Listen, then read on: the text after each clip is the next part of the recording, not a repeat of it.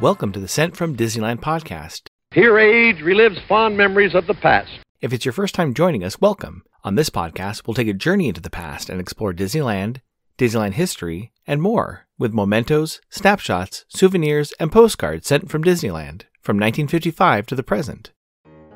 Let's start by thanking my patrons from Patreon.com. You can join in at any level to support the show and receive snail mail from my trips to Disneyland and from my desk, plus some sneak peeks and bonus content. Special thanks to Random Olive, the first patron to this podcast, and to the rest of the e-ticket patrons, to Nia, Eric Daniels, Monica Seitz Vega, Scott Cagle, Russ Romano, Michael and Christina Cross, and Sheila Harry. C-ticket patrons Serious Inquiries Only, Debbie Weinstein, Jennifer Schneep, Angela Reynolds, Grace Coate, Patty Wolin, and Ben and Noel Bruning. B-ticket patron Joshua Bell, and to the 8-ticket patrons Elise Sharp, Zealot Infinity, Alexis Robles, Angel DeBlock, and the Beyond the Railroad podcast. I am your host, your post-host Clocky, and today we have 2 postcards sent from Disneyland. The front of our first postcard has 2 women admiring the flowers at the Main Street Flower Market. Behind them you can see the Carnation Company milk truck. On the back it reads, Flower Mart. One of the loveliest and most photographed spots in Disneyland is the beautiful Flower Mart on Main Street, where guests may enjoy the world's finest natural flowers not grown by nature. It's postmarked July 14, 1969, with an Anaheim cancel and a 5-cent blue George Washington postage stamp, Scott number 1283. I assume they visit the park on Sunday, July 13, 1969, when park hours were from 8 a.m. to midnight. The weather was a high of 86 and a low of 59. It's addressed to Mr. and Mrs. P.M. Walker of Poulsbo, Washington. It reads, Dear Mom and Dad, we are having a good time. The first day we were treated like royalty. There are so many things to see and so little time to see it in. They gave us enough books for the whole family at Disneyland. Sure was nice of them. We also have color TV in our room. Love, Lillian, Buddy, Marvin, and Sally. I recently picked up an interesting piece of Disneyland ephemera. It's a menu for the Carnation ice cream parlor that can be folded down into a postcard.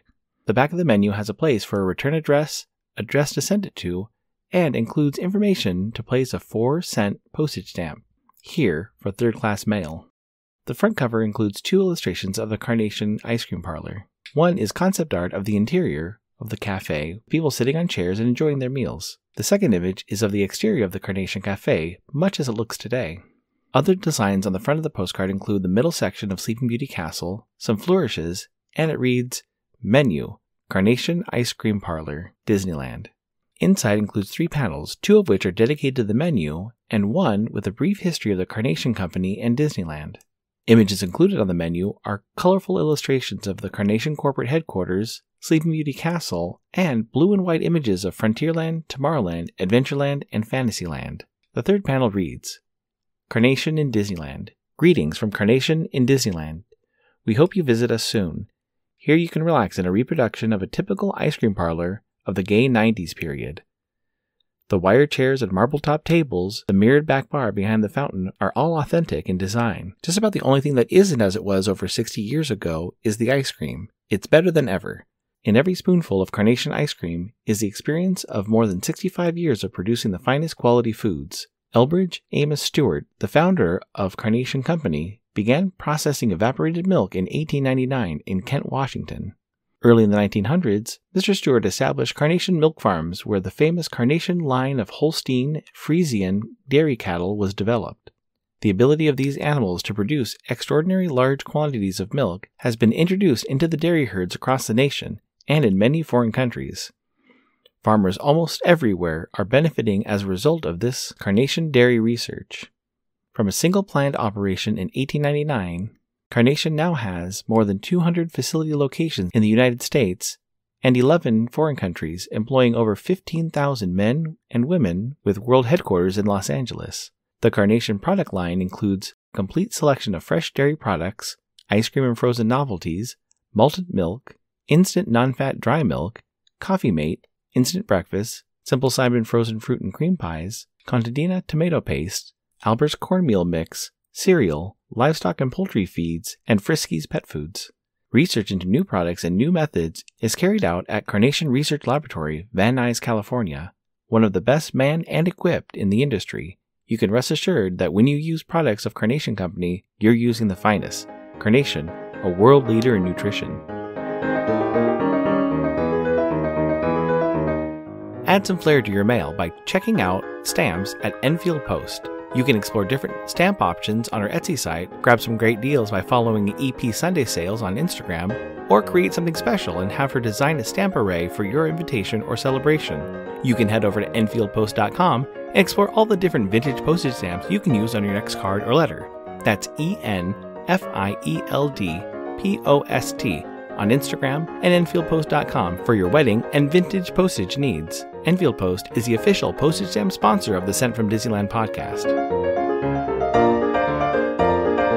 The front of our next postcard has Mickey Mouse leading the Disneyland band down Main Street. Past the Crystal Arcade, if you look closely in the back, you can see Sleeping Beauty Castle and the Carnation Ice Cream Parlor. On the back it reads, The Disneyland Band. Mickey Mouse leads the band in a lively parade along Main Street, USA. It's postmarked March 27, 1978, with a San Diego cancel and a 9-cent Right of People Peaceably to Assemble Capitol Dome postage stamp, Scott number 1591. I assume they visited the park on Saturday, March 25, 1978, when park hours were from 9 a.m. to midnight. The weather was a high of 86 and a low of 53.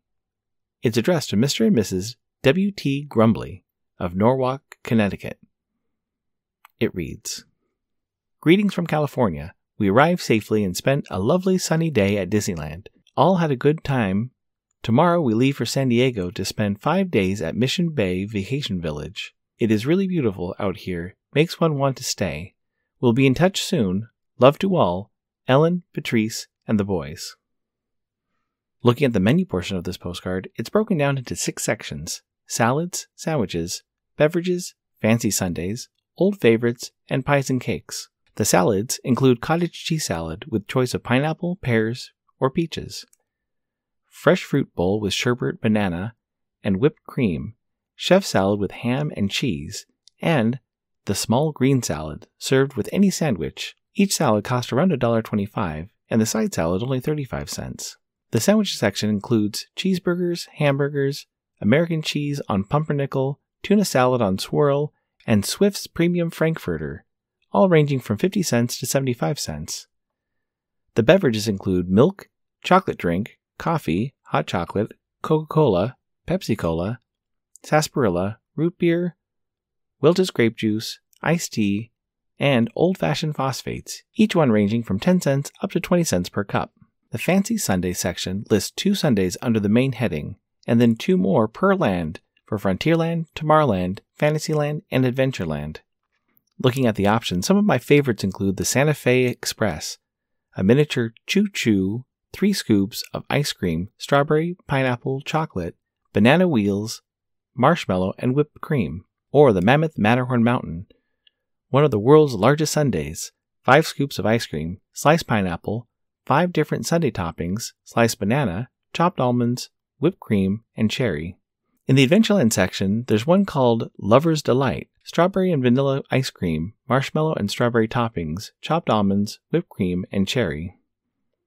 Other fun names are the Peter Pan Sundae, Snow White Sundae, Hot Fudge Banana Royale, and Old Timer.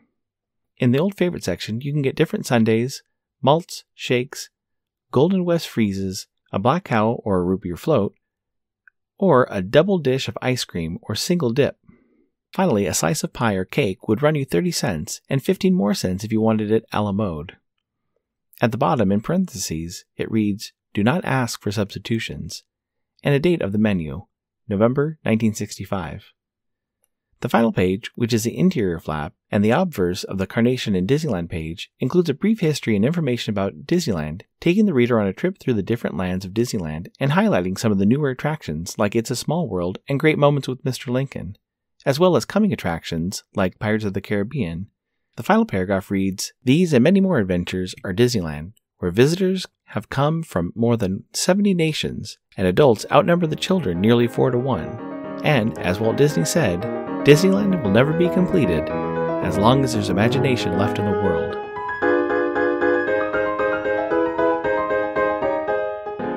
My incoming postcard is sponsored by the Art Throwdown, Art Throwdown, or ATD, is a craft hour on Instagram starting at 9 p.m. Eastern or 6 Pacific. Art Throwdown is a wonderful community of artists who love to share their craft, from creating sticker postcards and coloring techniques to intricate paper cutting and unique crafting. It's always a treat to watch a show and occasionally get some one-of-a-kind postcards from the group. Each host brings something a little different to each show.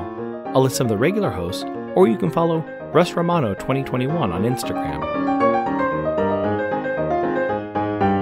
The front of my incoming postcard has Orange Bird from the vintage postcard pack from Walt Disney World. Above Orange Bird is the word Florida in green and orange letters. It's postmarked October 1st, 2024, World Postcard Day, with a Surrey, British Columbia, Canada cancel, and 5 honeybee on a flower postage stamps, and 1 Canada Deer 130 postage stamp. It reads, October 1st, 24. Hi Clocky, I live about 20 hours drive north of Disneyland, but I've only been once when I was 31 for an Asian crime police conference. I had a 3-day pass to the park and loved it, but I wish I could have seen it when I was 10 years old. Liz. Thank you so much for the postcard, Liz. I'm always interested in finding what brought people down to the park, especially learning about the different conferences that'll happen either at one of the local hotels or at the Anaheim Convention Center. Having been to the park as a 10-year-old and continuing to go as an adult, I still feel like I'm 10, riding some of the attractions and enjoying some of the sweet treats like the ice cream at the Carnation ice cream parlor on a sunny afternoon. Thanks for listening to Sent from Disneyland. If you enjoyed this podcast, please subscribe and tell your friends. It would also help to leave a 5-star rating and comment on whatever podcast platform you use. If you'd like to support the show financially, please check out our Patreon page at patreon.com/sentfromdisneyland. You can find me on Instagram and TikTok at sentfromdisneyland or my website, sentfromdisneyland.com. For questions and comments, send me a postcard addressed to Sent from Disneyland, P.O. Box 44, Hood, California, 95639. This podcast is not affiliated with Disney, the United States Postal Service, or any post office or Disney-related properties. Opinions expressed on this podcast belong to the host and guests of the Sent from Disneyland podcast. This podcast is produced and edited by Clocky McDowell, website designed by Misty McDowell, theme song was written and performed by Noah Sunday Lefkowitz. Take it away, Noah.